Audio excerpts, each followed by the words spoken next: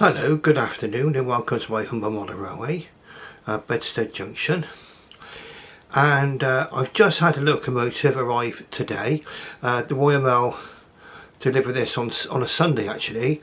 Quite surprised when the doorbell went, and there it was. I only ordered this locomotive on Thursday, I believe, and that was late. And it arrived on Sunday. Very, very good service. And we'll go into where we bought that from in just a moment. Now, it's being Sunday afternoon, it's February the 16th, and this Sunday afternoon I could do with a coffee, so it's time to show you the mug of the week, what I'm drinking from. Do we get a view of that? I might look like I'm listening to you, but in my head I'm building a model train set. Thank you very much. That was a Christmas gift. I believe, or a birthday gift. My birthday is Boxing Day, so everything arrives in a massive rush. Right, cheers everyone. Now, without any further ado, let's get into this new model railway locomotive which I just bought. And I've got another one to compare it with, because it's interesting to compare old and new models, and we'll be going right from the 1970s, 1980s right through to the present day. Now, without any further ado, I'm going to turn the camera around and we'll have a look and see what we've got. Now, the locomotive I have bought is a GWR locomotive. Probably you will guess from my accent I'm from the Bristol area, from the West Country, so I'm very much a GWR fan. I love all the railways really, but I'm GWR, and it's 32085A GWR 56XX tank 6619 BR black early emblem preserved. So we're looking at a locomotive that managed to escape the clutches of the cutter's torches, and that's the end of the box there for you. Okay, so you can see what we're all about. A bit shaky there, so a bit shaky. 8-pin DCC, and it's a model from Bachmann branch line. There you go, 56XX. Again, a bit shaky there. Let's get across there and see if I can get a bit more steady. Okay, there we go. You can see the prize in there. www.bachmann.co.uk, scale 176 or 00.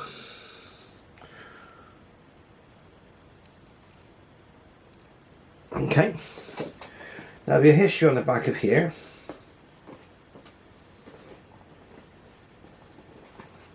And there we are, there's a brief history. If you wanted to freeze frame, there you go.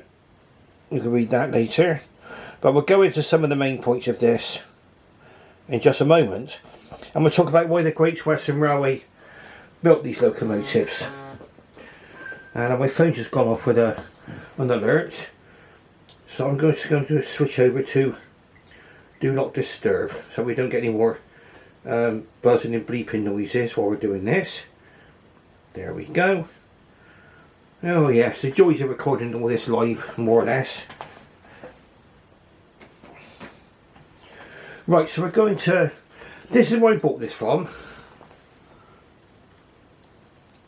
Rails of Sheffield, a well-known locomotive dealer. I've gotten well with them over the years, on my own personal experience. I had a problem with the locomotive I bought from them about 3 years ago or more, and they replace it with no questions asked whatsoever. Absolutely first class service in my view. We're going to put the camera just down towards the my unboxing viewing area, and then we're going to unbox it. Now it's as you can see, it comes like this. Right, so it's an outer sleeve comes off. Block of ice packaging with the locomotive inside.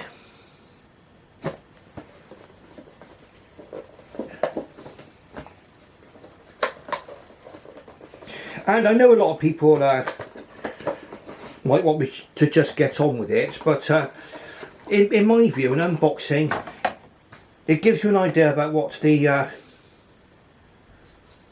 overall experience is going to be like when you buy this, when you unwrap it. What does it feel like to get the box open? There we go. Products, maintenance and care. Gives you all that kind of goody stuff there, like cleaning and maintenance, lubrication, fitting DCC and curves.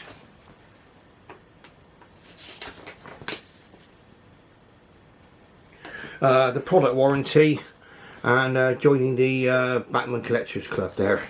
So that's a leaflet there that we got.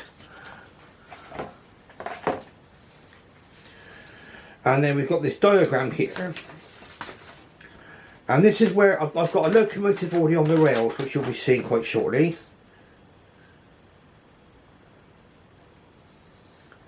Okay, so it's quite a basic diagram there. And it gives you where to get spare parts. If you're looking for spare parts for a Bachmann locomotive, the spare parts website is well worth looking at. I managed to get some stuff. I thought, well, you know, I wonder if I could get them. It was a replacement valve gear for a small prairie. GWR small prairie. And yeah, they provided that for me. So I've been there before with Bachmann. Now,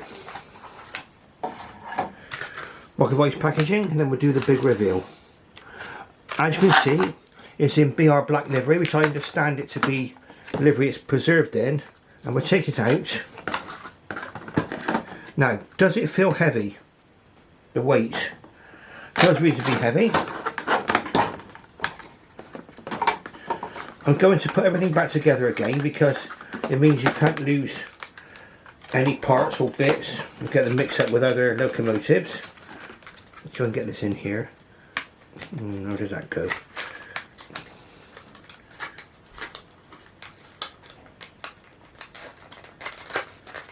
Oh, there we go, we've overcome that puzzle. And underneath, the detail pack seems to consist of these round discs here. So somebody might tell me what they're for. Put that in the comments and excuse my ignorance. And I've also got some brake rigging. So that appears. So it would appear that most of the detail parts are already fitted. Now we'll be going up onto the Lazy Susan in due course as well. Now I'm going to do an experiment today, and that's I'm doing this without my new DJI mic. Okay, and then we're going to try it with it on a part of the video on another video. I'm just for me to decide, and I'm quite happy with it, and we'll see how we go with this today. Now, the locomotive, as you see, BR black, early crest, very, very smart looking locomotive. Now, looking at the diagrams of the locomotive, quite basic, we can see that it's not a split chassis locomotive. Now, the first question we'll be asking ourselves is, does it work? Okay, so only one way to find out. We'll have a look. I think that's like quite a dramatic shot, doesn't it? The old level crossing there. And I've said this probably in quite a lot of my videos, but I'm quite in favour of one of these.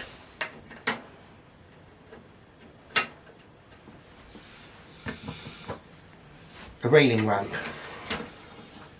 Now, the condition of the locomotive, no bits broken off, no bits in the box. It all complete by the look of things. So condition wise, at least, we are onto a winner. Now, one reason why I didn't use the lavalier mic today as well is that you'll probably hear a lot of slurping and gulping noises when I'm drinking my coffee. So you'll probably be able to hear a little bit of it now.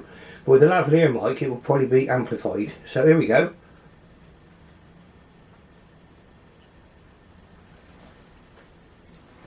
Oh, that's hit the spot. Okay, let's zoom in ever so slightly. There we go. Right, so first thing we want to know is, does it move? Oh yes, it does. So we just had it move in reverse. And we're going to run this in as well later on. So I will probably not run this with carriages straight away. Right, so I've got a slight mishap on my railway. Bear with me just a moment. And we'll just see what kind of dopey mistake I've made. Ah, okay, I can see what I've done.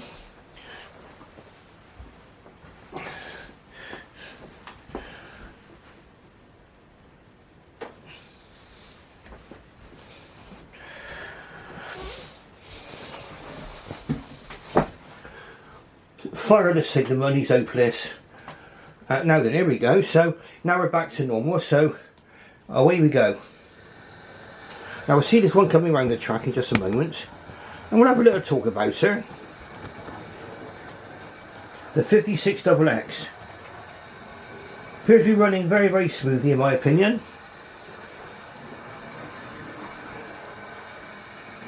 Now I can only talk from personal experience, but I've never had any real problems with Bachmann locomotives. In fact, with most manufacturers, running problems are quite rare nowadays, and this is really, really going well. It's an 062, and these locomotives were associated with South Wales. A whole fleet of them were built especially for the South Wales coalfields. Now what also happened was that it transpired that these locomotives were quite good for passenger services, and so they became used on passenger services as well. Now I'm probably running around at quite high speed. I've got not very high on the controller, so that's quite good. It's gone over the points there quite well. Now with an 062, probably one of the things you'll be wondering is, how does it go over points? Well, I'll find out in a minute. Again, as far as I can remember, and this is tempting fate, I've never had much trouble with getting Bachmann locomotives to go over points. So we'll find out in a minute what we're going to do, because we will need to know how it works over points.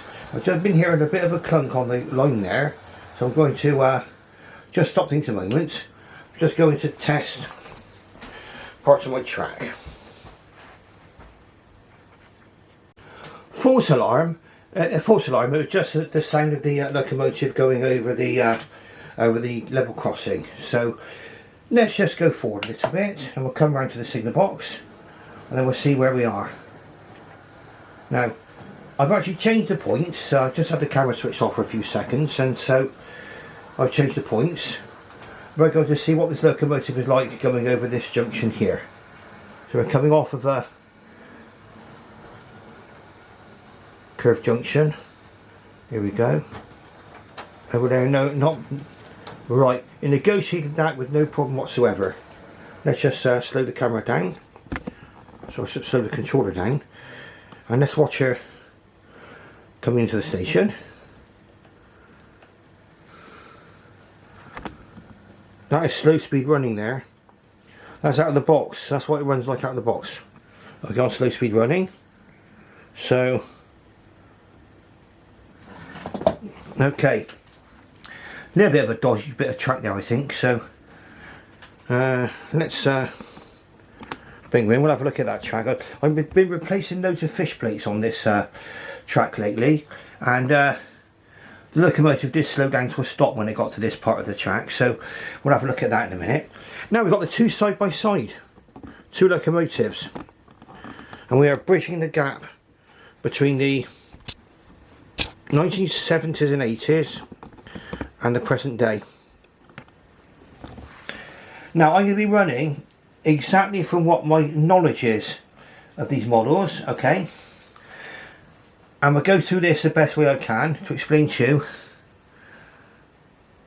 about using older tooling. Now this in the back is a mainline locomotive. The latest that could have ever been produced was 1984, because that is when mainline stopped production. It was the parent company Palitoy decided to concentrate on things like Star Wars toys and stuff like that, and they got out of the model railway industry.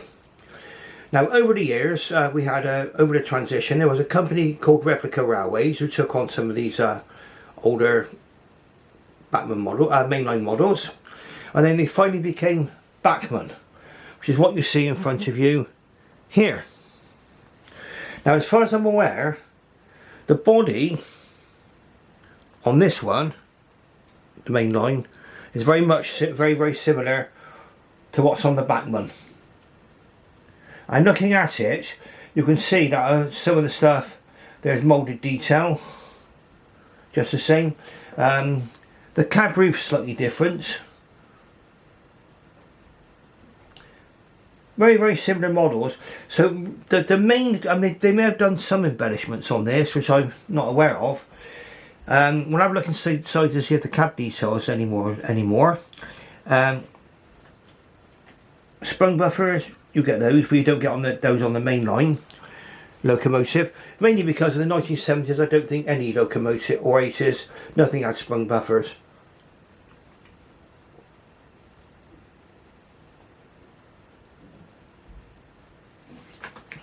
Now why are sprung buffers a desired feature for some people? Well, in the operation of your train, of your model railway, probably it's not made much difference for me actually, that's my experience, but that in today's day and age that would very often differentiate, say, a railroad model from a premium model. But it's getting very confused now at the moment, especially with Hornby. I think it's their railroad mallard that's got sprung buffers at one end and solid buffers at the other.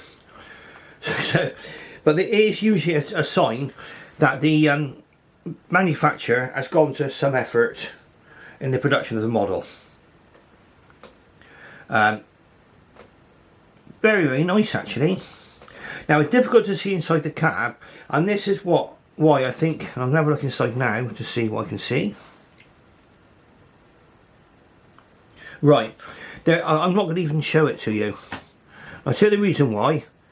The cab has not been decorated, which indicates to me that this is very much similar tooling to this one back here. Is there anything wrong with that?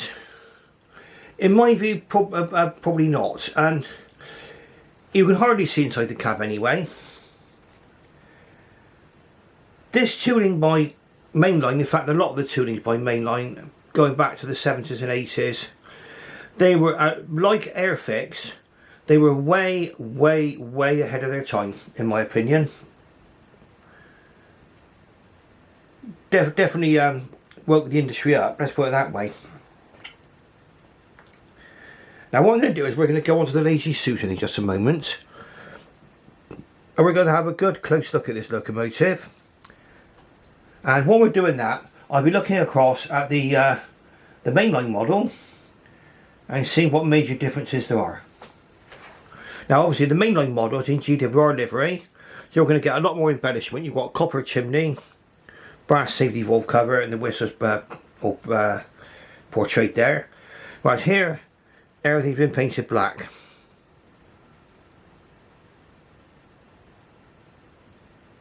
Okay. So let's stop the camera just for a moment. So I'm going to go and fetch the Lazy Susan, and then we're going to go do a little bit of a small running session with some carriages maybe, and then we'll wrap things up. Right, so here's our lovely 062 tank. Now you might say this is very similar design to a prairie tank, and yes, there are some similarities in shape, but there's a lot of major differences. Now the biggest difference between this and a prairie tank, of course, is you've got no leading wheels, so it's an 062, clearly sealed wheel configuration there. And these were made with inside cylinders, okay, and that was to help the locomotive negotiate a lot of the lines in South Wales in the coalfields. Remember, coal had to be transported from the pits down to major ports. So coming down from the pits in the valleys, the lines would be steep, and what they did was that they would go up sort of chimney first and come back down bunker first, using the rear wheels, there you can see the rear wheels, to upsteer the locomotive coming back down. And these 062 designs were successful in South Wales before the GWR took over the South Wales lines in 1923. That was the time of the big grouping. They were designed by Charles Benjamin Collett, and in fact we are going to go to the back of our box and we'll see what we can come out with. Yes, so we'll go through this briefly. With the grouping of the railways in 1923, the Great Western Railway absorbed most of the railway companies in South Wales. This area included many coal mines and steelworks that required heavy freight movement. To take on this work, the pre-grouping companies had each developed their own types of freight locomotive, the most popular being the 062 tank engine. To carry on this tradition, the 56XX class 062 tank engines were designed by C.B. Collett for the Great Western Railway and were introduced into traffic in 1924. We'll go through some other brief points. They had the standard number 2 boiler and the traditional copper GWR safety valve casing and copper cap chimney. 200 of the class were built at Swindon from 1924 to 1928.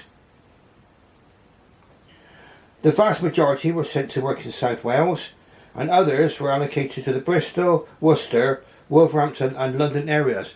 So if you're a railway modeller of those areas, you're in. You've got every justification for buying one of these. We often look at these locomotives when they come out, don't we, and think, well, how can we build this into our own kind of locomotive world? And there it is. Duties consisted mainly of freight work, although the class were often found on passenger trains. They passed through nationalisation in 1948 and all remained with British Railways until 1962, at which time withdrawals from service commenced. All have been retired by 1965. 9 locomotives are preserved. Now, on the information on the box, they don't tell you that this locomotive has been preserved. It has been, okay? So we need to get more information possibly later to talk about it more. Let's have a look at the locomotive now. So we've got the early crest, which will be from 1948 to 1956. You can clearly see that the front leading wheels are not there. There's an 062, and they're no outside cylinders. They've got inside cylinders. 6619 is the number, and it's got red route marking. When that red circle up there is usually the route marking, red means that it is a bit of a heavy locomotive. Right, so here we go. Let's move on. Oh, you can see that the chimney is in fact it's got a copper cap chimney. Actually, I didn't see that from above. Yes, it's still got, look, it's still got a copper chimney underneath there, look. See that? Let's do the hand of the giants.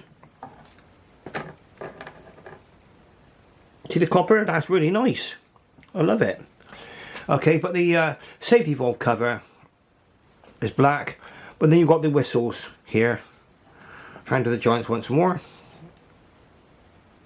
There we go. You can see the cab roof as well. Now the cab roof doesn't move.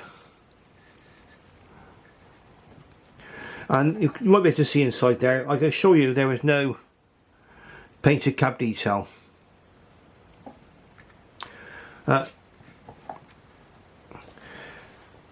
how much did I pay for this model? Now, most, without going into absolute precise pricing, I think they're about £140 for most of the retailers. And I picked this up from Rails for 118. So to me it was a bargain, too good to resist. I guess that there wouldn't be any cab detail on the locomotive because I've got the mainline model from the 1970s and 80s on which this model is based. Am I happy? Yes. I knew what to expect, that's the whole thing.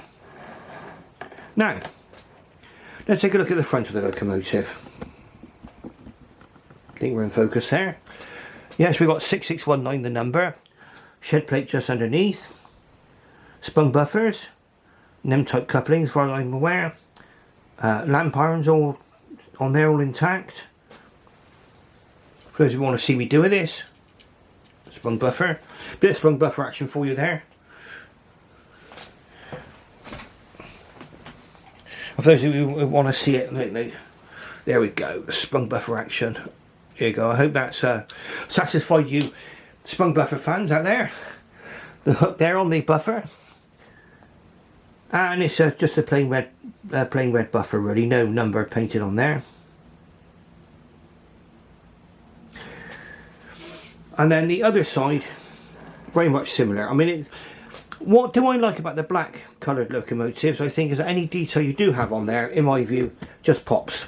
I mean, that's why I liked my Manor class, which came in BR plain black. I think there was a lined black and there was a green available on those colours. And I do believe that this is available in Great Western green. Okay, with the black, I think the details pop.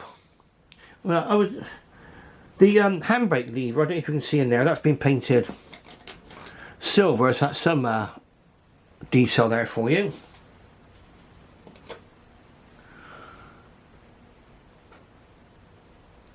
Running gear looks good. Let's take a look at the back of the locomotive. Okay, so we've got the steps, steam pipes front and back, already pre-fitted. Again, sprung buffers, your hook and your coupling there. Coupling's already fitted. So this detail bag, you don't get much in the detail bag because things have already been fitted. The only thing that they've omitted from here is the brake rodding. I would go very, very careful with brake rodding. I'm not saying it's the case on this particular model, but I've had models before where once the brake rodding's fitted, it makes it impossible to go back into the block of ice packaging. And in fact, that happened on the Hornby King. I don't know if they changed that, but I actually crushed the brake rodding trying to put it back in the box, and I realised what I'd done. Okay, so the brake rodding's been left off. It might go into the box. Another time I'll fit it. I'll come back to you on that, whether or not it does fit in the box if you put it on. I don't always put the brake rodding on myself personally. I usually keep the detail packs intact if I can. But that's just me. The coal load. Let's do the Hand of the Giants again. Quite a sparkly coal load. Bit more lumpier maybe, but fine. Let's compare that with the mainline one. I think, look at the mainline one without getting it detached from the train I've got here. The coal load is a lot more sparkly, okay? It looks more realistic than the coal load on the original one. But remember, modelling techniques have changed a lot since the 1970s and 80s when the mainline model was made. But yes, we're looking at this, and it definitely owes a lot of its tooling to the original mainline model from the 1970s and 80s. Like I say, for the price I paid, I mean, a locomotive this size for 100 and what, 20 quid, well, less than £120, is the price of a railroad model. You cannot go wrong. I mean, if like I say, Rails and Sheffield have got these. In my opinion, bargain, get in. Okay, now something unusual about these, and it's the same on the similar setup on the mainline model, and that's how they've dealt with the rear pony truck. Okay, the rear wheels. You see it there, there they are. They actually move about, see? They move about, they swivel, their wheels themselves swivel, the pony truck don't move. The wheels swivel. See that? Genius. I'm going to have loads and loads of people tell me why, but why don't Hornby do that on their locomotives instead of having those flanges wheels that very often float above the track? Look at that. Simple idea, isn't it? And we've got side to side movement as well. See? And front to back. Genius. Okay, and you can clearly see where the underside of the locomotive, Bachmann branch line, made in China. You can see where the brake rigging will be attached here. Pickups on the main driving wheels. No pickups on the rear pony truck, of course. That's moving around quite a lot. But all in all, quite good. And you saw it went over points. Quite a lovely looking little locomotive, I'd say.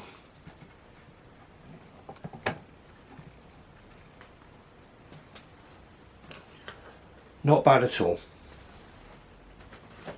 Now just bear with me just a moment. I'll leave you to admire the magnificence of this locomotive.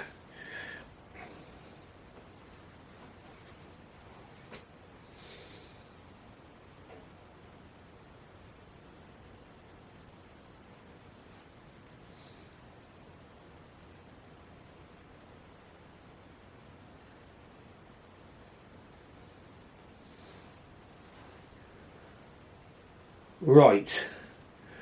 On eBay second hand you can get these for about £85.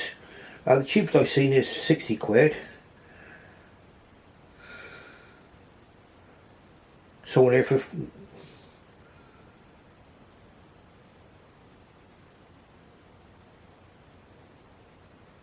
well, I also got one used for £49.50. Well, that's with the later crest, and it looks like it's in green livery.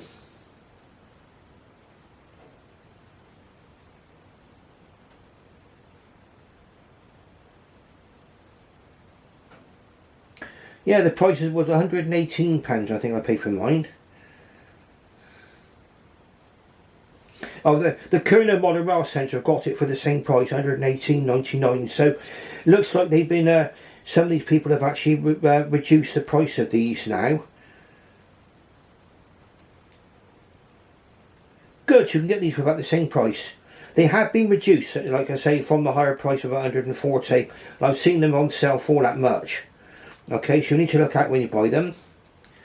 Very nice. So, let's recap in a way while we're on this Lazy Susan here, looking at this lovely locomotive.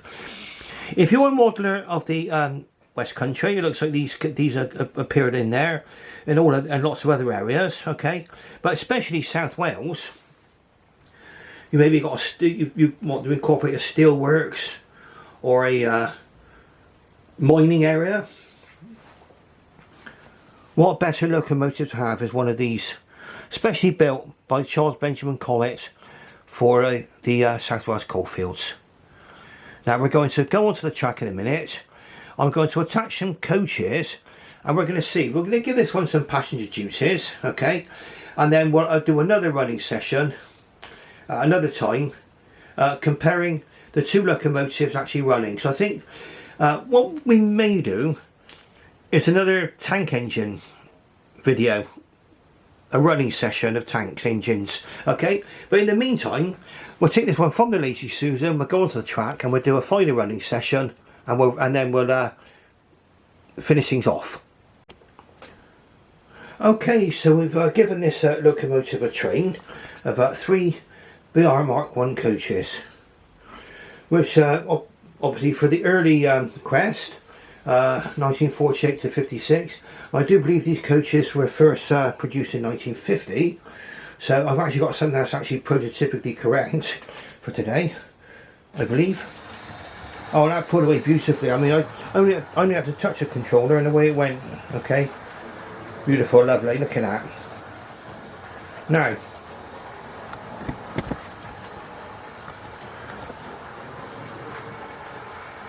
I will be running this for a very, very short period of time on a relatively slow speed with this train, just while we're talking. But then I will eventually, later on, detach the coaches and give this one a running in session, because I think Bachmann do recommend running in. I think it's an hour's running in, sort of going forward and in reverse, and then we run in. A few things I would say about this as well now, about the mechanism perhaps. Now I don't know if Sam's Trains have reviewed one of these. May have done.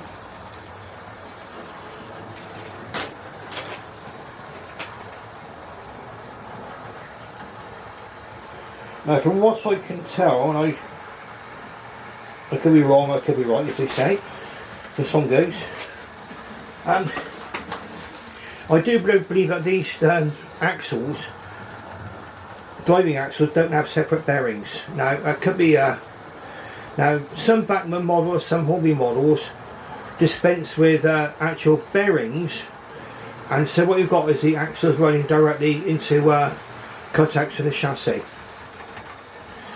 Now I've heard arguments for and against, and obviously Sam's Trains is very much for having bearings put in. Other people say it doesn't matter. I'm going to say I've had to be more or less on the fence with this, because all my locomotives that I bought, whether they got actual bearings or not, all ran fine for me. I remember that the original mainline models, which my green tank over here is one. There it is, waiting the station. Okay, those axles run directly into the chassis. In fact, that's how a split chassis locomotive works. This is not split chassis, this one going around now. It's got actual conventional pickups. Whereas with the split chassis, you had basically two halves insulated from each other. And I've mentioned this in previous videos, how all this works. And basically, they're insulated from each other, the two plates of the chassis. And the actual electricity is picked up directly from the axles. So on the mainline locomotives, those actual axles are running directly onto the actual locomotive chassis. Now we've just lost our coach. The delights of live running. Woohoo! Oh dear, we lost our coach. Don't even get real crazy. This is mainly a consequence of having small couplings and large couplings. They're mixed up. Now there, I couple that together quite well now. Okay, they became detached from each other just briefly there. I noticed it before it ran at the back. Oh, it's attached up quite nicely now. That's good. Well, it's going around quite nice. Let's get back to this. So, I've got mainline locomotives, and again, I've heard arguments for and against split chassis, mainly against, but I've got locomotives from the 1980s and 70s that I've got axles running directly into the chassis, and they're still running fine to this day. So I think, I would say, what you think of how you feel about this will come down to your own personal experience, and comments invited if you wish. I mean, obviously keep them civil. I'm not coming down on one side or the other, and we're not I'm sort of like, I'm not part of a railway cult or anything like that, you know. So I'm here just to show you my models as I buy them, give you a chance to see them, and have a chance to watch them running and be talking away like this. Now, if you like what you see here today, don't forget to give me the thumbs up. Tick that thumbs up symbol there. Give me a thumbs up, okay? The like button. Press a like. And if you're not subscribed to my channel yet, please subscribe. I've just gone over about 530 subscribers. Obviously, the channel's building on a gradual basis. For all of those of you who have subscribed to my channel, I'm very, very grateful. I appreciate every one of you who've done this. Anyone who's sat here maybe watching this video later on, after I've recorded it, thank you very, very much for watching. I really do appreciate it, okay? And we'll just watch this one go around just a little bit more. Let's go over to the country station over there, my junction station. It's going to be running some freight trains, and so we're going to be testing it over the junction over there. That's the junction you can see opposite the track over there. That's my nightmare junction. If a locomotive can get over that, I reckon they can get over anything, okay? Beautiful. Now, so that this video don't run on too long, I shall bid you farewell and bye bye for now.